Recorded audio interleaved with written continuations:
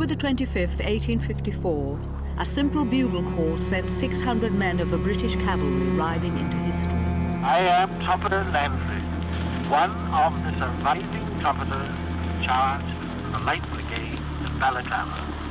I am now going to sound the charge as was sounded at Balaclava on that very same bugle. The 25th of October, 1854.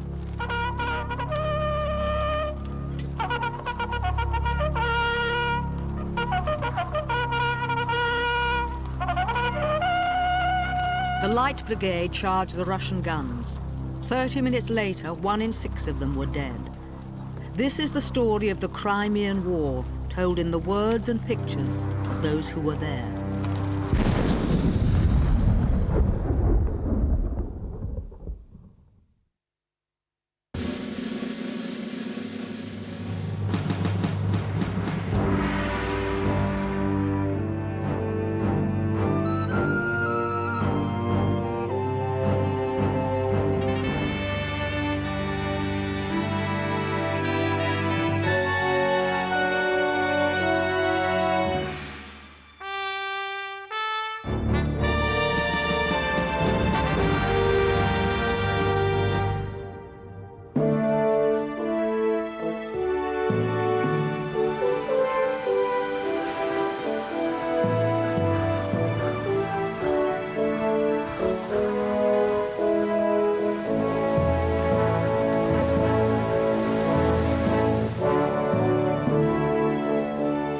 In October 1854, a British fleet was anchored in the narrow bay at Balaclava harbour on Russia's southern shores.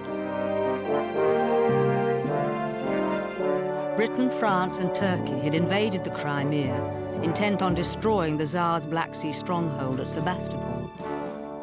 On October the 25th, a Russian army attacked the British camp just outside Balaclava, trying to push them back into the sea. Early that morning, they forced the Turks to abandon their artillery positions defending the town.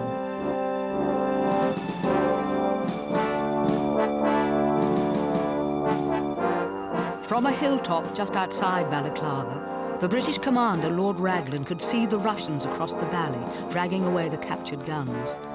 Now, all that could stop them was the cream of the British cavalry, the Light Brigade.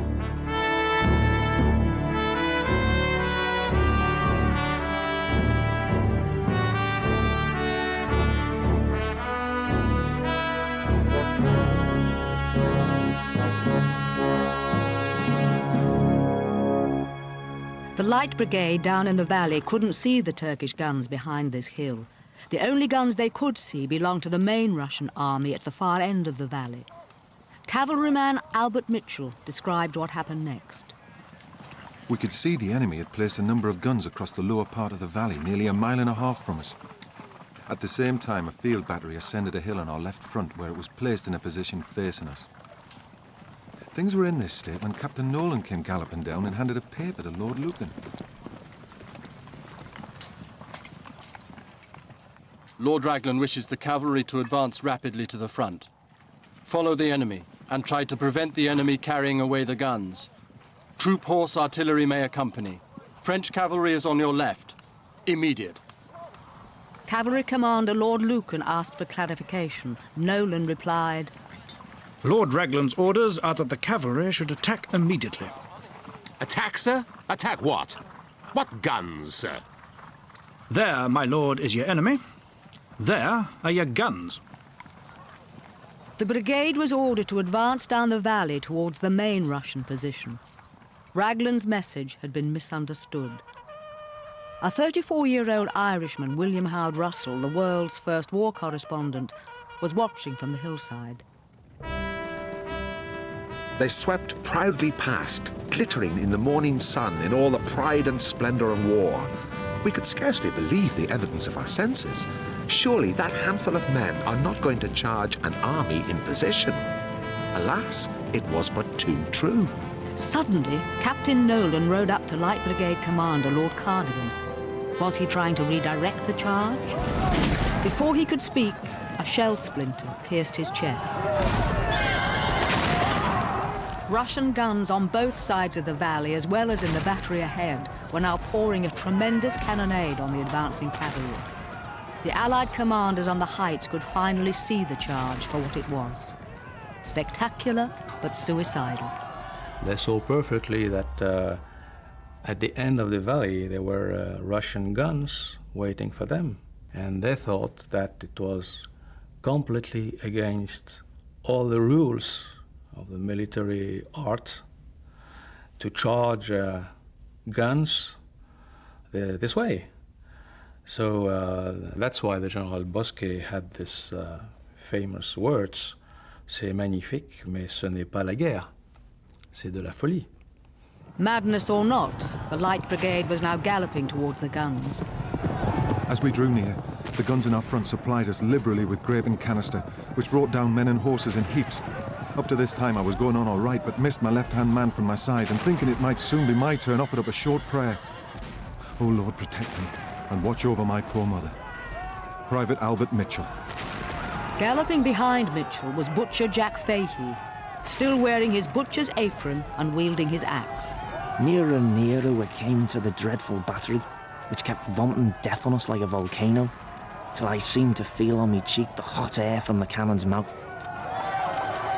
At last we were on it. Half a dozen of us leapt in among the guns at once, and I, with one blow of my axe, brained a Russian gunner just as he was clapping the linstock to the touch-hole of his piece. Having smashed through the line of guns at the end of the valley, the Light Brigade were confronted by massed ranks of Russian cavalry. They charged again, until overwhelming numbers forced them to retreat. Lord Cardigan's dashing second-in-command, Lord George Paget, who had kept a cheroot clenched between his teeth throughout the charge, led his men back through the carnage. The Light Brigade now had to run the gauntlet of Russian cannons again, but relief was at hand. A French cavalry regiment, the Chasseurs d'Afrique, had been waiting for an opportunity to help the retreating Light Brigade. They charged the Russian battery on the hillside, forcing the gunners to withdraw. The brigade struggled back down the valley.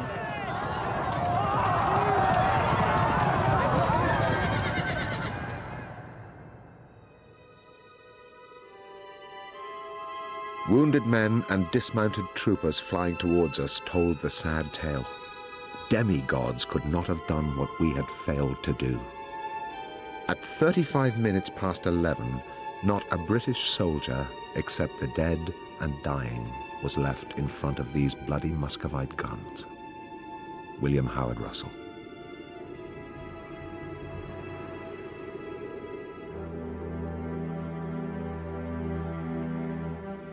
"362 horses were killed.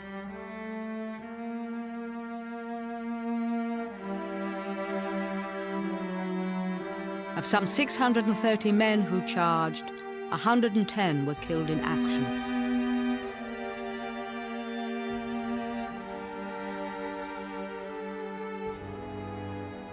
"196 were wounded, and 57 taken prisoner. For the rest of the war, the Light Brigade were to be little more than spectators.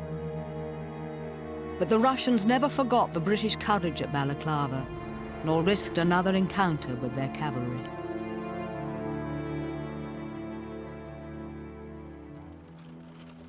Reports of the battle sent home concentrated on the valor of the Light Brigade. The stupidity of sending cavalry to charge cannons was forgotten. Poets, painters, and the press all rushed to turn disaster into glory. Within weeks, the poet laureate Alfred Lord Tennyson had immortalised the Light Brigade in verse. Tennyson recorded his poem for posterity in 1890.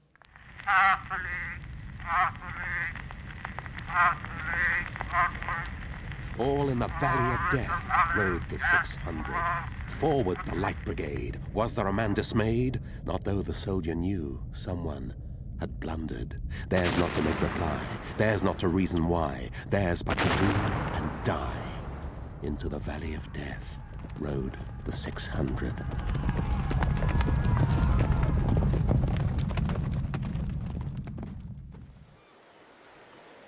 While Tennyson was writing his poem at home, a Scottish painter and illustrator, William Simpson, had arrived in the Crimea.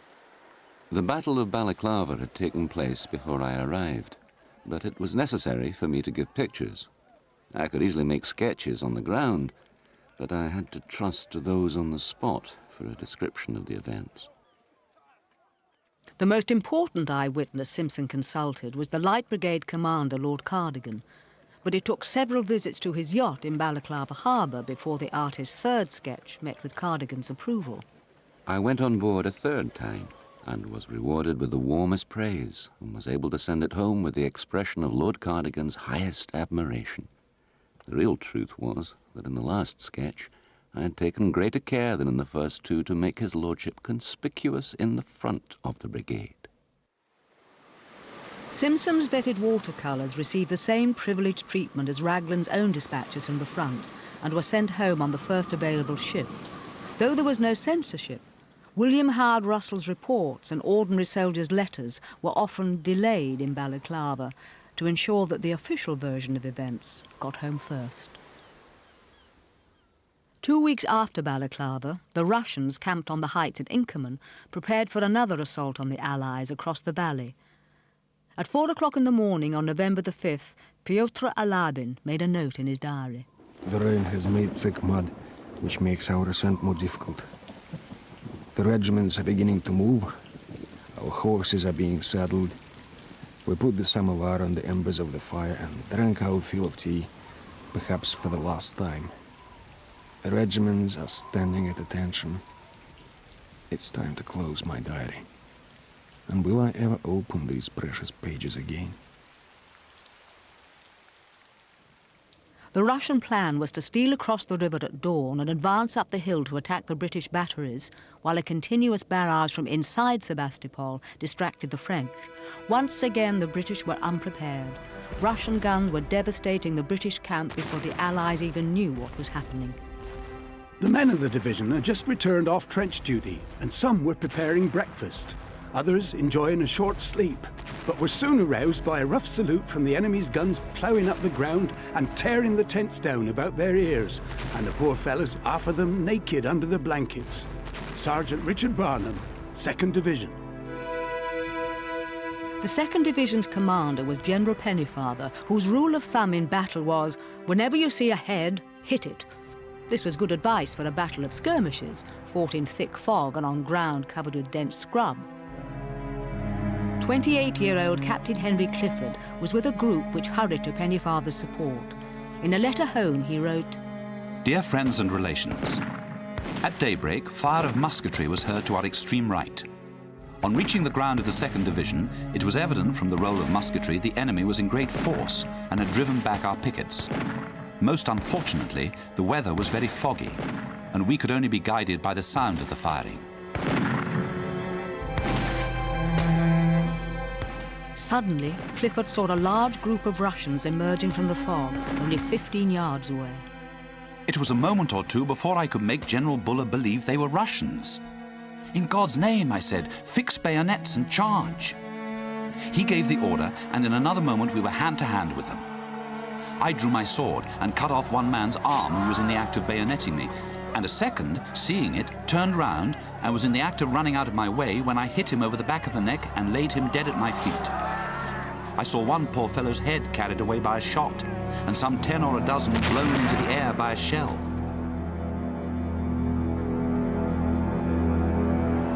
Elsewhere on the battlefield, things were going better for the Russians. Under cover of their artillery, Captain Hadozievich and his men swiftly overran the British sandbag battery. Forward with the bayonet, shouted I. I scrambled up the battery and saw by their red coats that we were engaged with the English Guards. They retired about 400 yards and opened a fire of rifles upon us. 20-year-old Sergeant Timothy Gowing of the 7th Fusiliers saw the Russian assault from the sharp end of their bayonets. Our loss was heavy. 3 generals fell and every mounted officer. But our men fought to the bitter end and stood triumphantly on the rocky ridge cheering for victory. The Guards, all must admit, set a glorious example, for if they had to die, they acted upon the old 57th motto, let us die hard.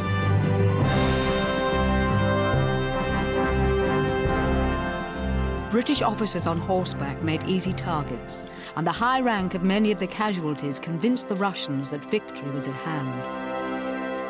Early that morning, when General Bosquet first heard firing, he had offered French assistance to General Cathcart and Lord George Brown. This had been politely refused. With Cathcart now dead and Brown badly wounded, Bosquet decided to act anyway. Sweating, our uniforms sticking to our backs with the rain, we chased each other through the bush, and vlam! Someone got hit with the butt of a rifle, and vlam! Someone got a bayonet in the stomach, and someone got a bullet between the eyes. They just kept coming, and we had to continue the massacre. It was kill or be killed. Sergeant Polzak, Regiment of Zouaves. Finally, the British brought up their own artillery, which together with the French assault proved decisive. The Russians retreated.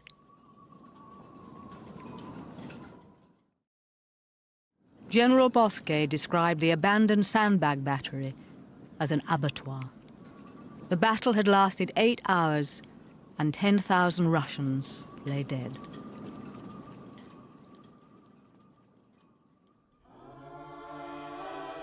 The following day, Captain Clifford, who painted these watercolours, came across one of the Russians he had wounded during the battle.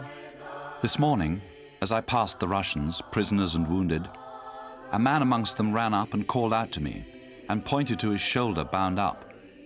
It was the poor fellow whose arm I had cut off yesterday. He laughed and said, "Bono Johnny." I took his hand and shook it heartily, and the tears came in my eyes. I had not a shilling in my pocket. Had I had a bag of gold, he should have had it. Our loss has been a sad one, and we are but ill able to stand such victories. Adieu, Henry. The Allies' victory at Inkerman had taken them no nearer Sevastopol, but had inflicted horrendous casualties on both sides, for which the medical staff and facilities were to prove utterly inadequate.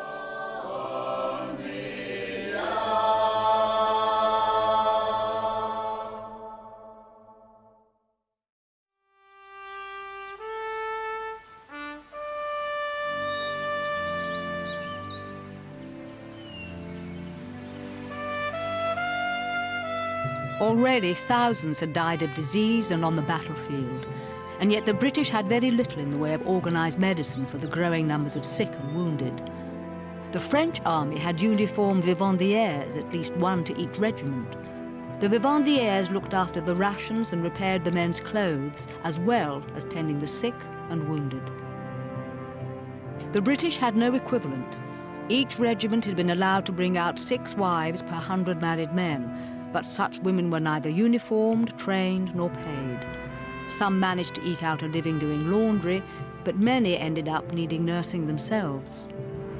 Fanny Jubilee, the 24-year-old wife of a well-to-do cavalry officer, was shocked at the British situation.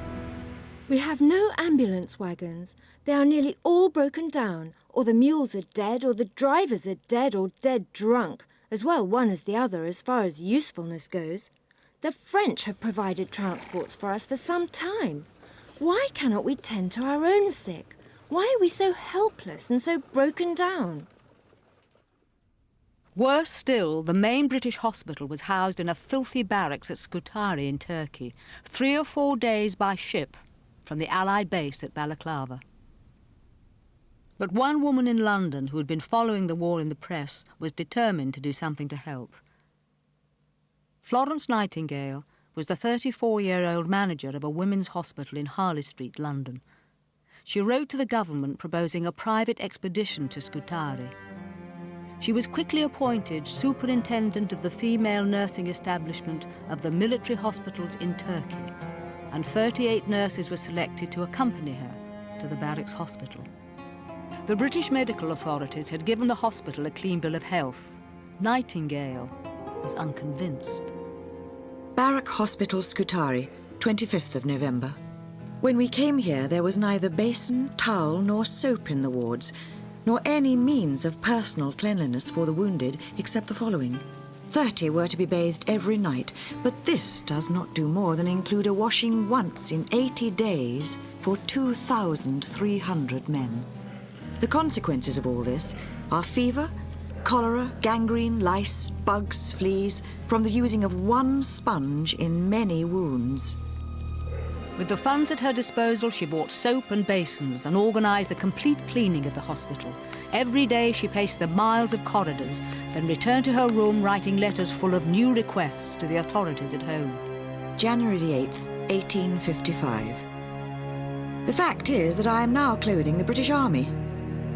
The sick were re-embarked at Balaclava for these hospitals without recovering their kits, also half naked besides. And when discharged from here, they carry off, small blame to them, even my knives and forks, shirts, of course, and hospital clothing also.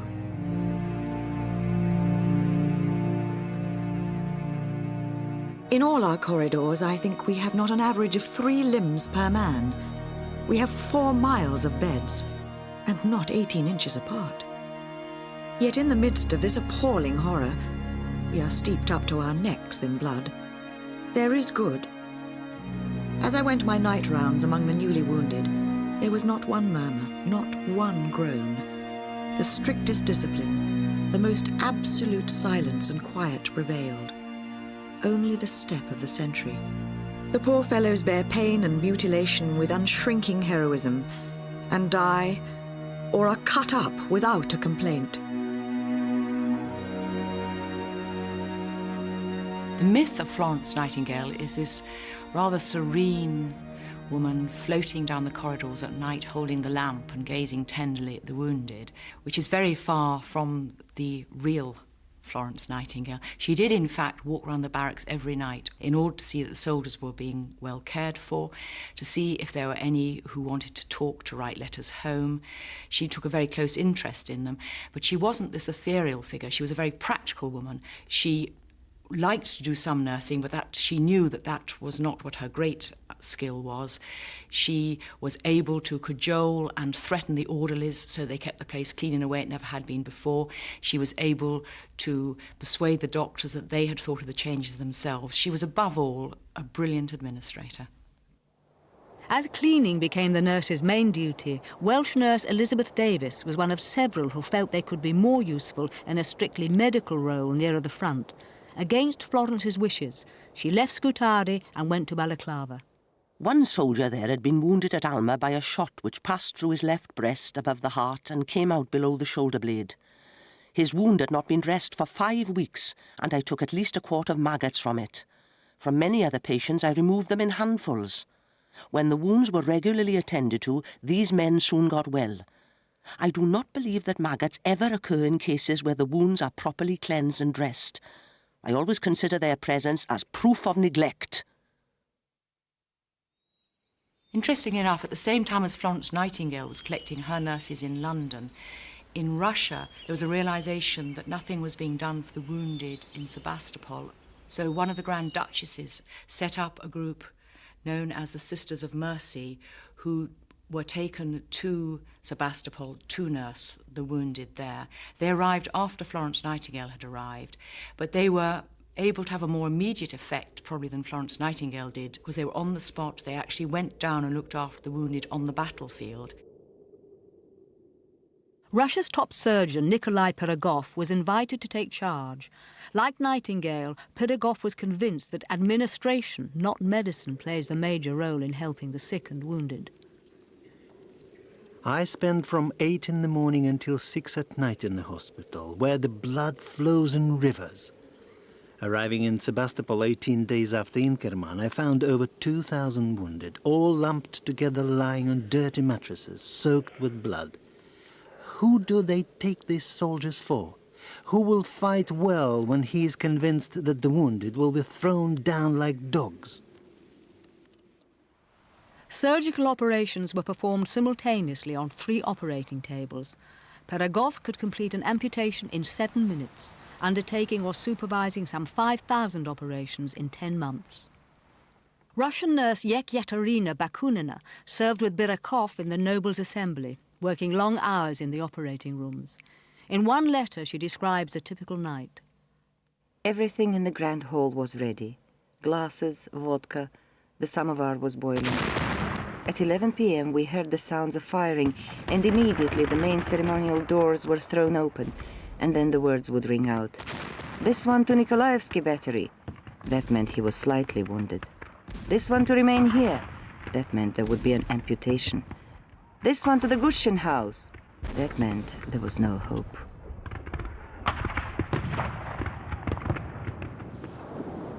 But bullets, bayonets and shells were not the main killers of the war. Having successfully fought off 2 attempts to force them back into the sea, the British felt secure in the natural harbour of Balaclava. But they had reckoned without the weather.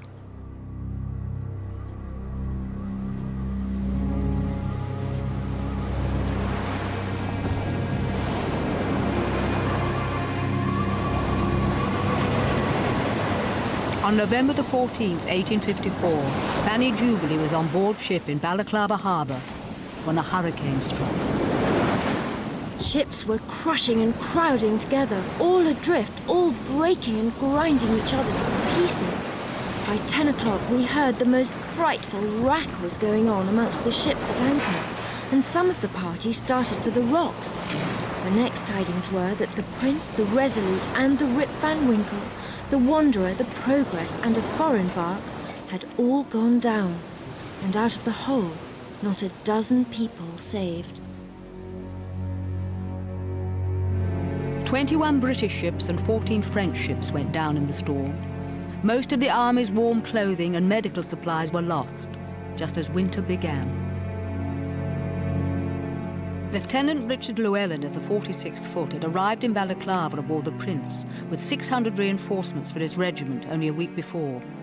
They were now camped out with 25,000 other British soldiers in their summer tents across the plain above Sevastopol. November the 15th. Nothing could stand before the full force of the wind. Clothing, pots and kettles and men in pursuit were whirled away. 8 men of my regiment died during the day, and 150 were obliged to go sick. The Prince has been dashed to pieces against the rocks, and her cargo, which included 42,000 greatcoats and large store of winter clothing, medicines and ammunition, entirely lost. The authorities say they would sooner have lost 2 regiments. In fact, the approaching winter would cost the British far more than 2 regiments. Supplies which weren't sunk in the storm were left rotting in Balaclava harbour, as a combination of impassably muddy roads and chronic inefficiency prevented their delivery to the front. 2 days later, Lieutenant Llewellyn made another note in his journal. November the 17th. I rode to Balaclava today through a sea of mud in which the British Army waded to and fro, on foot or ponyback, driving arabas, oxen, mules, dromedaries, engaged in the hopeless task of getting daily food to camp. Here a commissariat wagon had overturned in the mud the day's rations of a regiment. There, a huge gun lay on its side and blocked the way. All the way down, the track was haunted by a string of mules bearing the daily quota of sick men to Scutari, and marked by the bodies of the animals that have died in harness. Fanny Jubilee watched with alarm as the British base deteriorated. If anyone should ever wish to erect a model Balaclava in England, I will tell him the ingredients necessary. Take a village of ruined houses in the extremest state of all imaginable dirt, allow the rain to pour in until the place is a swamp of filth ankle deep, catch about 1,000 sick Turks with the plague and cram them into houses indiscriminately. Kill about 100 a day and bury them so as to be scarcely covered with earth, leaving them to rot at leisure. Collect from the water all the offal of the animals slaughtered, together with the occasional floating human body, and stew them all together in a narrow harbour, and you will have a tolerable imitation of the real essence of Balaclava. As the weather worsened and autumn turned into winter, the British Army found itself bogged down in bureaucracy. The commissariat, which was in charge of providing food and equipment and clothing for the soldiers, was a branch of the Treasury, so that it was always trying to save money. And they had also taken on, as employees, hidebound officials who had no flexibility at all. and would allow nothing to be handed out unless they had received forms, often in duplicate, perhaps triplicate. And so it was really curtailed by a series of rules and regulations, which unfortunately the people running it were too unimaginative to think they could break. With animal fodder among the supplies left to rot in Balaclava harbour, the starving horses were reduced to eating each other's tails. For the men without adequate rations or warm clothing, trench duty was a nightmare in the long hours of sniper fire and occasional shelling. December the 6th. Today we count 160 dead out of the 600 men of our regiment who landed a month since. The men have been 5 nights out of 7 in the trenches. All the regiment, not incapacitated by sickness, went into the trenches last night.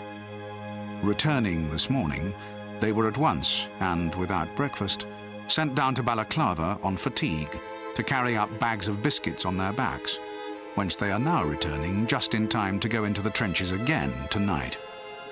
Our men are being worked and starved to death. Their feeble stomachs reject the ration of greasy pork, and we have never got the sugar, rice, or vegetables to which we are entitled. Take with this that the men are usually wet through, that their clothes are torn to pieces, and their wretched government boots soleless, and we have sufficient reason for the death rate. Lieutenant Richard Llewellyn. Many soldiers simply froze to death in their trenches and were only discovered by the next shift. Others were bayoneted where they had fallen asleep from exhaustion while on duty. Indeed, the Russians believed that winter was their strongest ally. As naval officer Pyotr Leslie put it, "We've got a real Russian winter. There has been such a big snowfall that it comes above the knee, and to add to it there are frosts at night. There hasn't been such a winter in Sevastopol for a long time.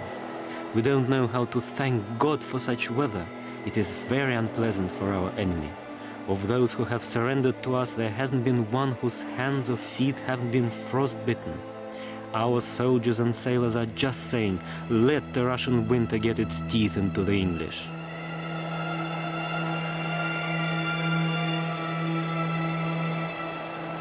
standing knee-deep in ice and snow, often for days at a time, was certainly biting its way into what was left of Llewellyn's 600 men. December the 28th. Our regiment is now reduced to 60 duty men. Many have been frozen to death and crippled with frostbite. At Balaclava Hospital, Welsh nurse Elizabeth Davis described the first cases of frostbite she saw in the Crimea. The toes of both the man's feet fell off with the bandages. The hand of another man fell off at the wrist. It was a fortnight to 6 weeks since the wounds of many of the men had been looked at and dressed. Of the 3 privates in this picture, William Young on the left was the only one wounded in combat. Henry Burland in the centre suffered frostbite in the trenches. He had his feet amputated at Scutari and his legs at Portsmouth. John Connery on the far right survived the battles of the Alma and Inkerman unscathed, but suffered 3 amputations for frostbite. Many senior officers simply went home for the winter on so-called urgent private affairs.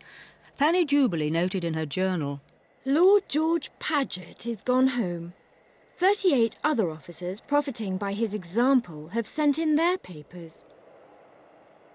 While such fair-weather soldiers were warming themselves in their London clubs, some of the rank and file were being flogged for cowardice or shot for desertion.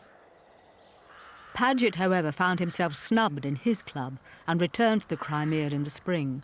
But by then, thousands of his fellow soldiers were no longer alive to greet him. Some images of the war that reached London conveyed the misery of conditions in the field, but others were heavily idealised.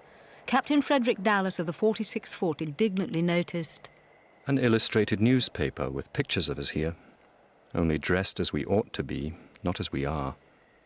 I can assure you that to this date, the 12th of January, we have neither the huts, fur hats, boots, or anything in the picture." It would be months before such Crimean knitwear as the so-called Balaclava woolen helmet and the cardigan were to arrive in the British camp. The best the men could do was to grow their own head warmers. The Punch cartoon view of the situation ran, "Well, Jack, here's good news from home. We're going to have a medal." Well, that's very kind. Maybe one of these days we'll have a coat to stick it on. As conditions and morale declined, Captain Dallas watched the British commanding officer with contempt. Lord Raglan rode up on a sleek horse a day or two ago, and all he remarked was, "The artillery horses appear insufficiently clad." God forgive him. 2 months ago, he could have got as many ships as he wished and loaded them with wood, with mules from Constantinople, with forage, with in fact every preparation for fighting against winter. But no, nothing was done. He rides rarely through the middle of the camp. The soldiers don't know who he is, and the officers run away to avoid having to salute him. The winter conditions were nobody's fault, but the commissariat were supposed to provide rations and warm clothing, and had they done so, the effects of the winter would have been very, very much less severe than they were. The responsibility was with the Commissary General, Filder, and behind him, of course, was Raglan, and Raglan must take the ultimate responsibility. There's no doubt in my mind that if the Duke of Wellington had been alive and had been Commander-in-Chief there, then Filder, the Commissary General, would have swung from the gallows. If Raglan couldn't see the problem, the Times could. The noblest army ever sent from these shores has been sacrificed to the grossest mismanagement.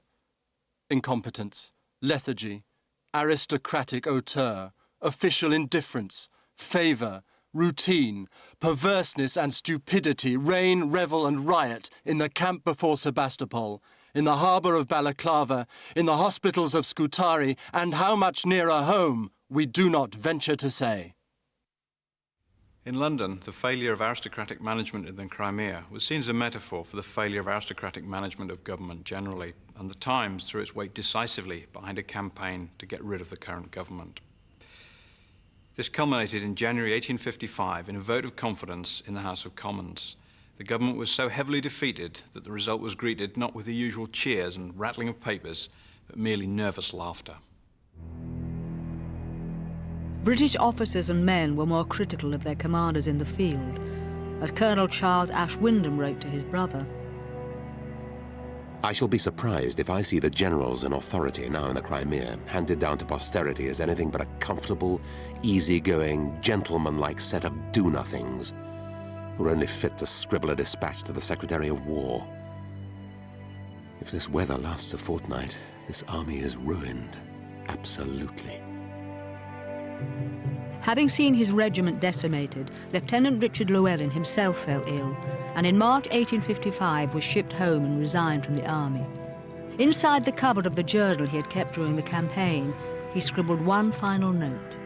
The destruction of my regiment, which was effected during the months of November, December, January and February, was not owing to any shortcoming on the part of the regiment.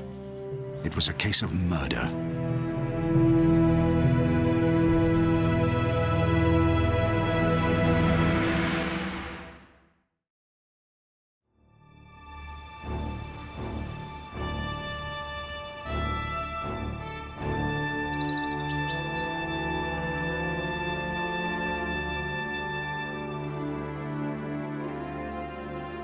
By February 1855, as the siege entered its 4th month, the Allied camp had moved 8 miles closer to Sevastopol.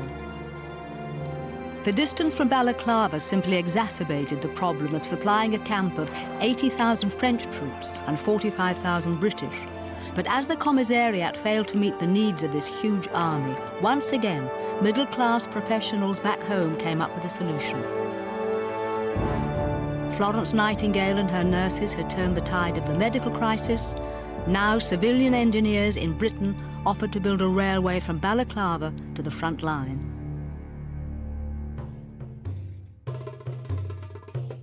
The Turks provided 200 Montenegrin and Croatian labourers from the far-flung outposts of their Ottoman Empire to prepare the ground. At the beginning of February, they were joined by 500 skilled navvies who arrived from Britain to lay the track.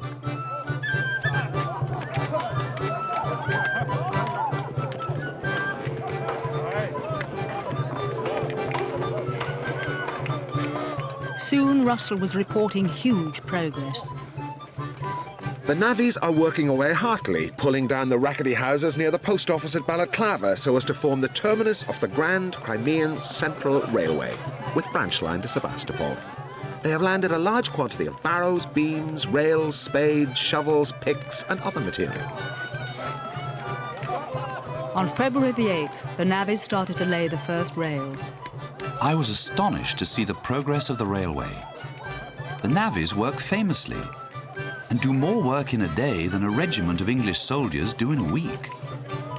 To be sure, the navvies have yet in them the stamina of English living, which has long since been worked out of our poor fellows. Captain Henry Clifford. On February the 23rd, the first load of commissariat stores was carried from Balaclava to the British camp. A fortnight later, the photographer Roger Fenton arrived in Balaclava. Fenton was the 36-year-old son of an MP and a founder member of the Royal Photographic Society. On reading of the war, he was keen to go and see for himself. I resolved to go at once to the front and take Sevastopol by photography. Fenton had photographed the royal family, and this connection eased his introduction to the High Command in the Crimea. It may also have inclined him to a less critical portrait of the war than he had read in the papers.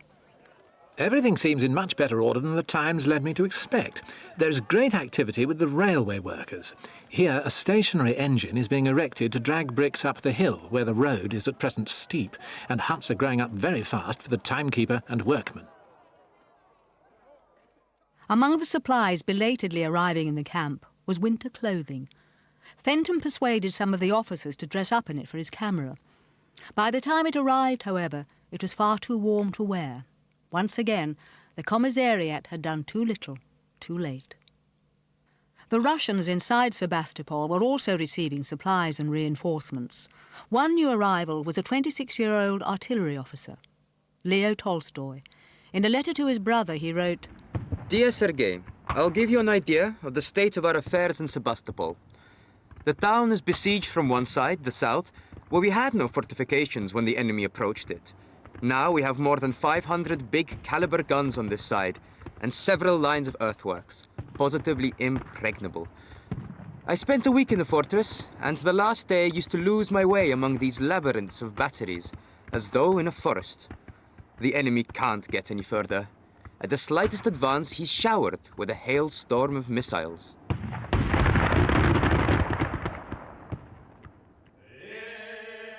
The siege never succeeded in completely cutting off Sevastopol, and a second Russian army hovered nearby, harassing the Allies and keeping supply lines to the city open.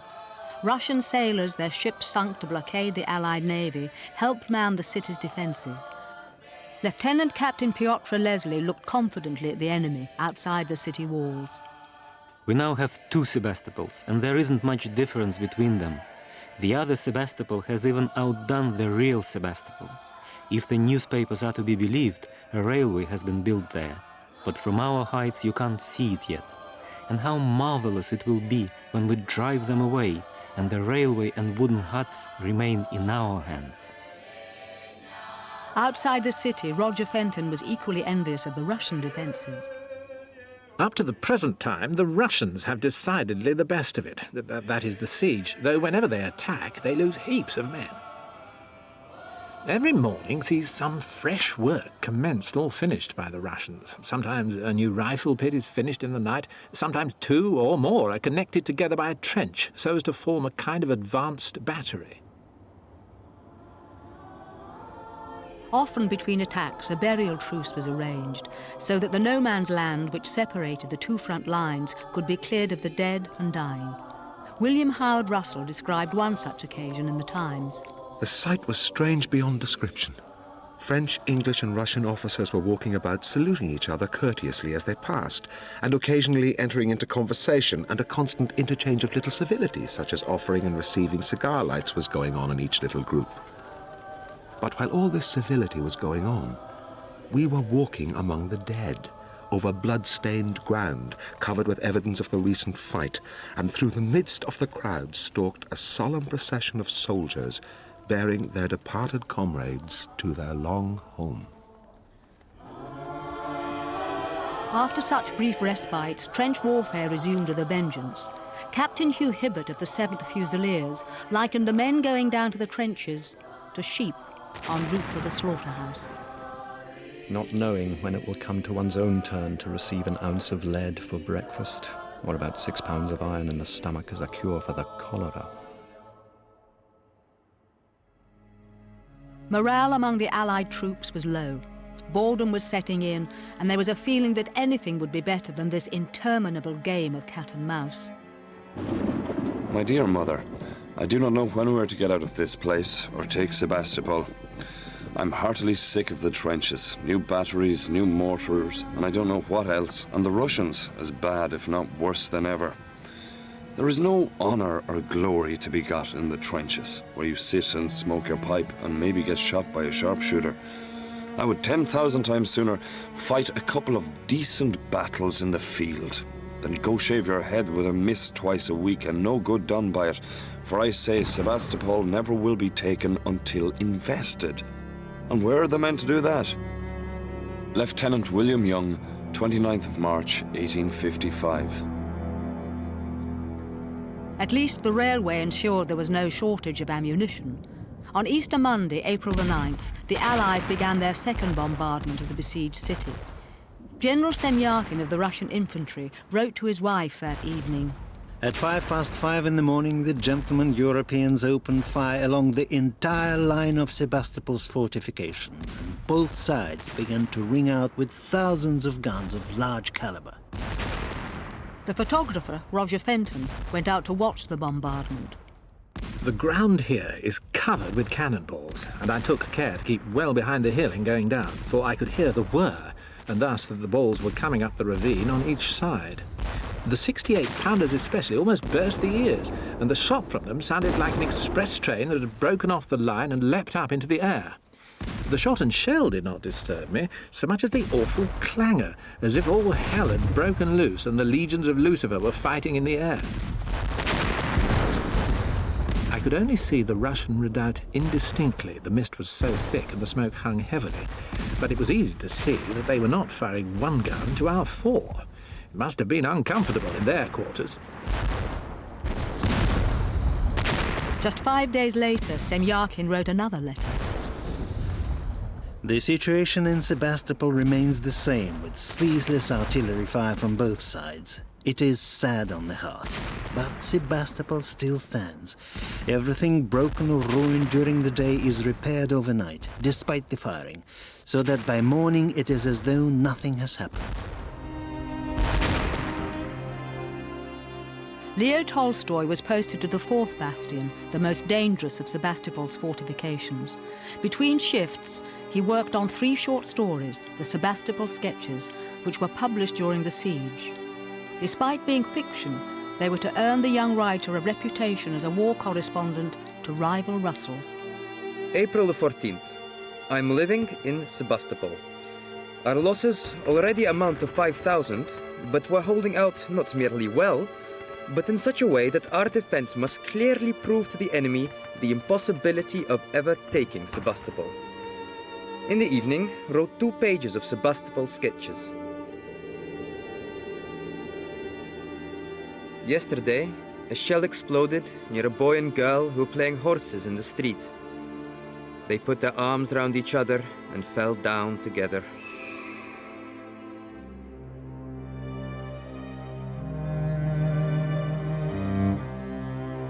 The war had become a stalemate. Sevastopol had been under siege for 6 months with no end in sight for either side. Tolstoy began writing his second story of the siege, Sevastopol in May. 6 months have now passed since the first cannonball came hurtling over from the bastions of Sevastopol to churn up the earth on the enemy's works. Ever since then, thousands of shells, cannonballs and bullets have been fired from the bastions of the enemy trenches and from those trenches back at the bastions, and the angel of death has hovered ceaselessly above them.